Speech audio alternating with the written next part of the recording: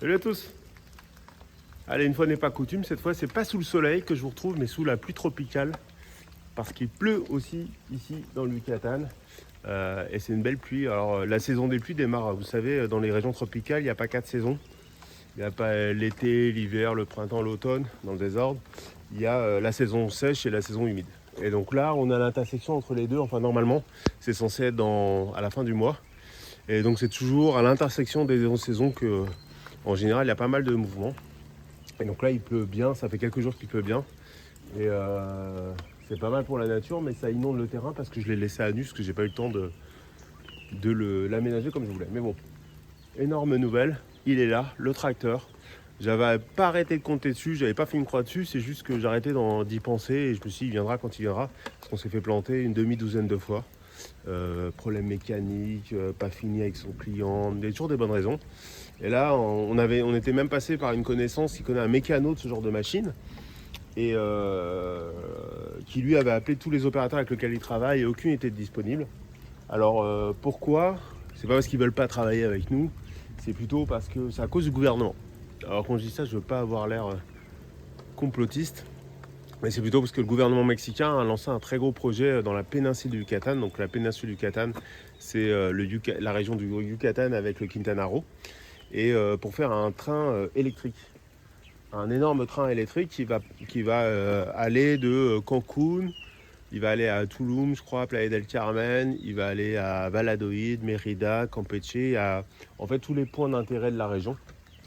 L'idée, c'est d'enlever des voitures de la route, ce qui est plutôt pas mal, je pense, enfin j'imagine, et aussi de faciliter les déplacements intervilles pour les étrangers. Même s'il y a un bon réseau de bus avec notamment une marque qui s'appelle ADO, qui sont des gros bus de très bonne qualité. Mais bon, je ne juge pas la qualité du projet, parce que de toute façon, on ne m'a pas demandé mon avis. Nous, en France, on a le TGV, on est très content du TGV. Alors même s'il a des imperfections, des améliorations, on imagine, mais en tout cas, ici, il n'y en a pas de train de ce type-là dans la région, et peut-être que ça manquait. Et donc du coup, pour faire ce type de projet, ils ont besoin de faire des tranchées.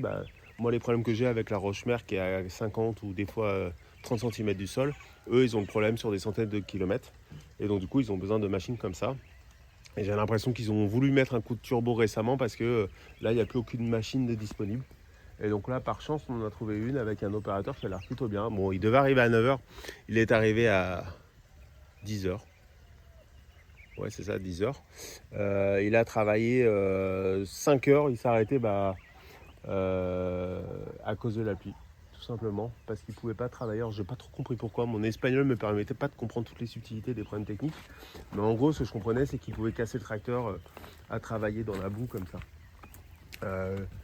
Et pareil pour son martillo, là, il ne pouvait pas péter la terre quand il pleuvait trop fort. Donc on voit déjà, il y a des belles flaques.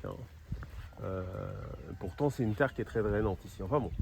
Donc du coup, il est arrivé aujourd'hui. Alors, quand il est arrivé, j'ai décidé de changer de stratégie par rapport aux 2 fois d'avant. Alors les 2 fois d'avant, une fois, ça s'était très bien passé la première fois, et la deuxième fois, c'était une catastrophe.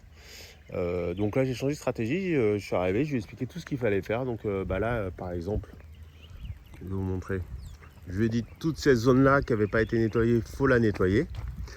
Ensuite, il faut recouvrir toutes ces parties-là. Il va falloir récupérer la terre qui a été et les petites pierres, et pour combler ces tranchées-là, il va falloir me faire des nouvelles tranchées là. Une fois que tout ça, ça sera propre et aplani, il va falloir, je vais faire des trous des marques toutes les 5 mètres, parce qu'il va falloir planter des arbres. Donc c'est pas le tout de détruire, il faut aussi construire. Et donc voilà, il va devoir utiliser son martillo pour faire des trous tous les 5 mètres, parce qu'il y a de la roche. Il y a des endroits, ça va, encore que. Et puis à la pioche, là il y a une centaine de trous à faire à peu près. Donc là à la pioche, ça va y aller. Mais même quand c'est possible, techniquement, il y a de la roche. Donc là ça devient moi. Et donc après là, quand je serai en train de marquer là, lui il ira nettoyer 20 mètres de plus dans cette direction là, et là-bas je ferai le potager. J'ai décidé de faire le potager, j'ai bien réfléchi comment.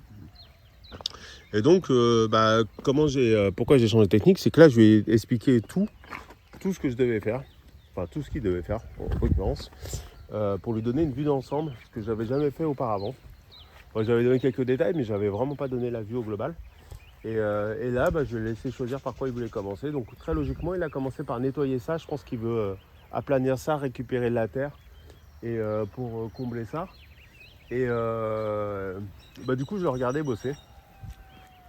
Et quand je le regardais bosser, il m'est rappelé une chose, c'est par rapport au keyhole. Vous vous souvenez de ça? J'ai fait une vidéo. Si vous ne l'avez pas vu, allez la voir, c'est super bien.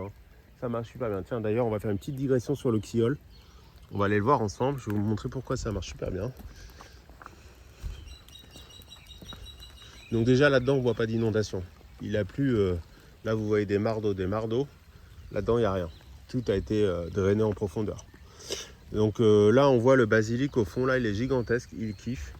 La menthe, elle était toute rabougrie. Les deux variétés d'origan super bien.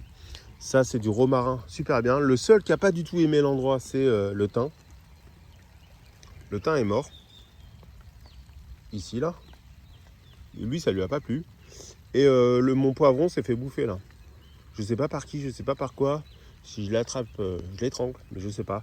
Là-bas j'en ai un autre, je sais plus où est-ce qu'il est. Je vais essayer de passer entre les flaques. Voilà. Ici là j'en ai un autre, très très bien.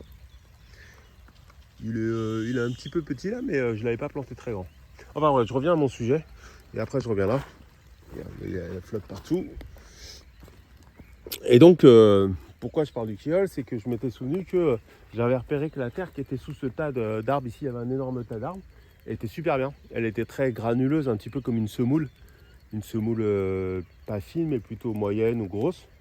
Et du coup, j'avais pris des coups de brouette et je l'avais mise, là, c'est cette terre qu'on trouve dedans. Et donc, dans pas longtemps, je vais devoir planter là. Donc là, il va y avoir des trous tous les 5 mètres. Et donc, je vais devoir, quand il va percer, il va forcément tomber sur de la caillasse et je vais devoir combler ça par de la terre. Et donc, je me suis dit, quand il est en train de déplacer toute cette terre, tous ces arbres, il y a pas mal de terre en fait. Bon, là, ça se voit pas trop parce qu'elle est mouillée, c'est un peu dommage. Mais il y avait pas mal de terre, on va dire, très végétale. Donc, ça y est, on voyait avec beaucoup de restes de feuilles. Ici, ce qu'on dirait une terre abonnada enrichie. Et donc, j'ai commencé à la sortir à coups de brouette, cette terre, avant qu'il repasse pour tout lisser. Parce que lui, quand il va passer, il va mettre ses griffes à ras du sol, ici, là. Et il va tout emmener au fond, il va tout me défoncer la terre à ras parce qu'il n'a pas d'autre façon de lisser. Donc, j'enlève toute la terre qui a l'air pas mal, à coups de brouette, et je l'ai mise là.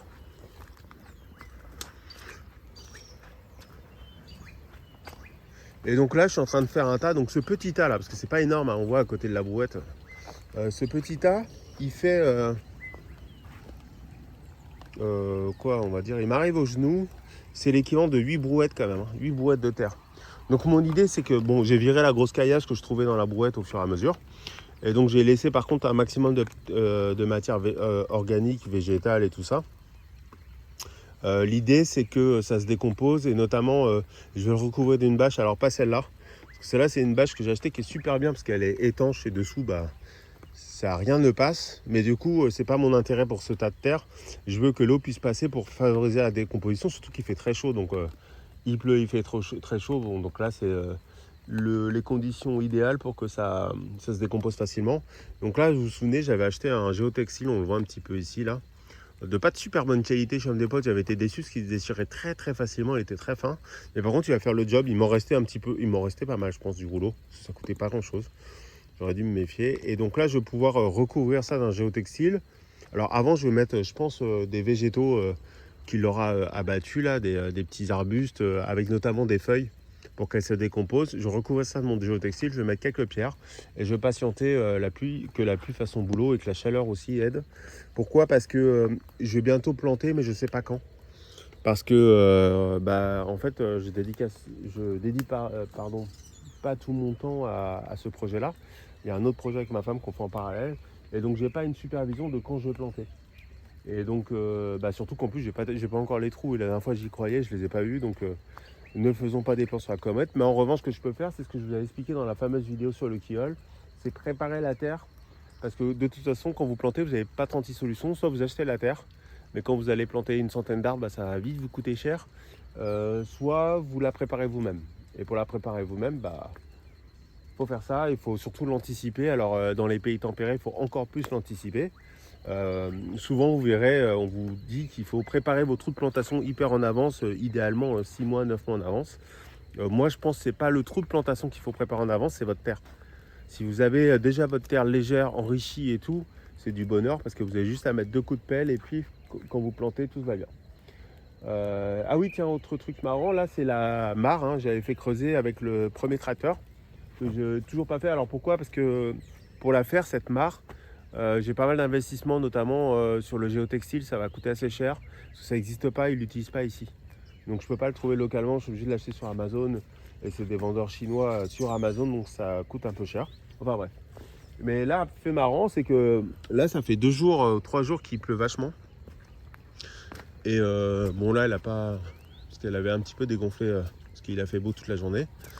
Mais elle est remplie. Donc là, j'ai mesuré, il y a 60 cm d'eau à peu près. Donc après, il y a un peu de terre qui s'est déposée au fond, parce que ça a ramené de la terre.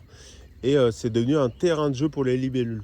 Là, bon, là, comme il a plu énormément, elles se sont barrées. Mais on en voit une là qui virevolte, enfin une ou deux d'ailleurs. Mais tout à l'heure, il y en avait des dizaines qui se baladaient autour. Alors, je ne sais pas si c'est parce que ça va devenir un nid à moustiques. Alors, ça aura séché avant que les moustiques puissent proliférer, sauf s'il pleut comme ça tous les jours. Ou parce que je les ai jamais vus se poser dessus pour boire en fait.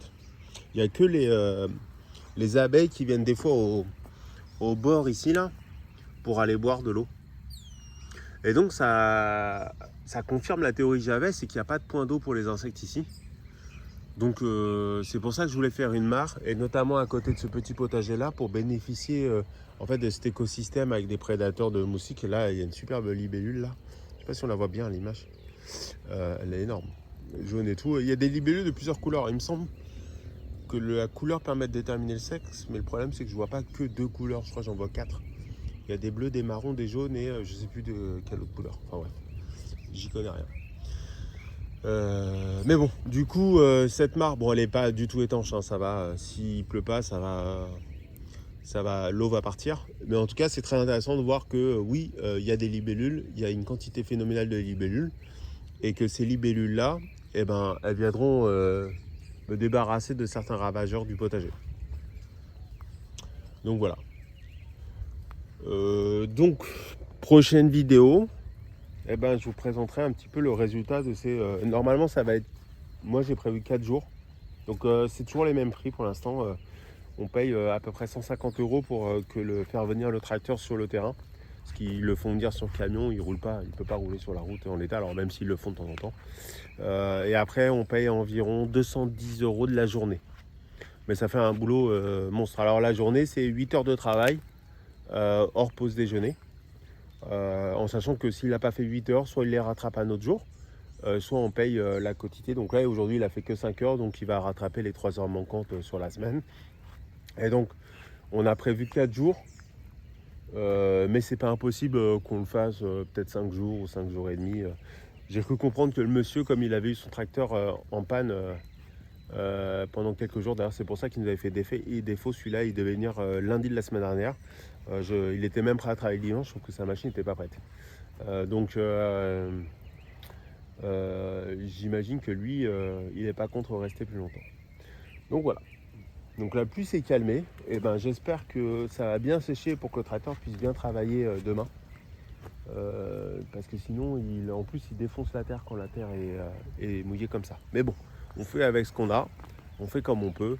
Et en tout cas, on a hâte que la semaine soit passée et que le résultat soit là. Allez, je vous dis à très très bientôt. Et moi, je profite, il y a pas mal d'oiseaux qui se baladent là sur le terrain. Je sais pas ce qu'ils font, ils jouent. Ils sautent entre les arbres et les arbres. Donc voilà, je vous laisse avec une vue panoramique du terrain. À très bientôt. Ciao.